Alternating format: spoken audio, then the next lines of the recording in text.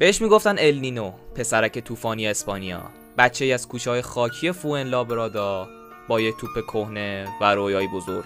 رویایی که از پله‌های ویسنت کالدرون شروع شد، جایی که هر روز با چشمای برق زده به قهرمانان نگاه می‌کرد.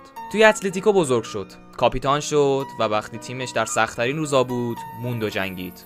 اما برای پرواز راهی لیورپول شد، جایی که با موهای طلایی و دویدن‌های بی‌پایان قلب میلیون‌ها هوادار رو تسخیر کرد.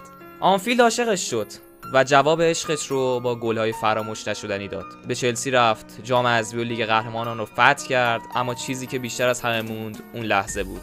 فرار تنها، عبور از والدس و گلی که تاریخ لیگ قهرمانان رو لرزوند. با اسپانیا 2 بار به قهرمانی یورو رسید و 1 بار هم قهرمان جهان شد. لحظه‌هایی که یک ملت رو به اوج برد. اما قصه جای قشنگ‌تر شد که برگشت به همون جایی که همه چیز شروع شد. اتلتیکو مادرید. و روزی که خداحافظی کرد، یک استادیوم ایستاد و اشک ریخت.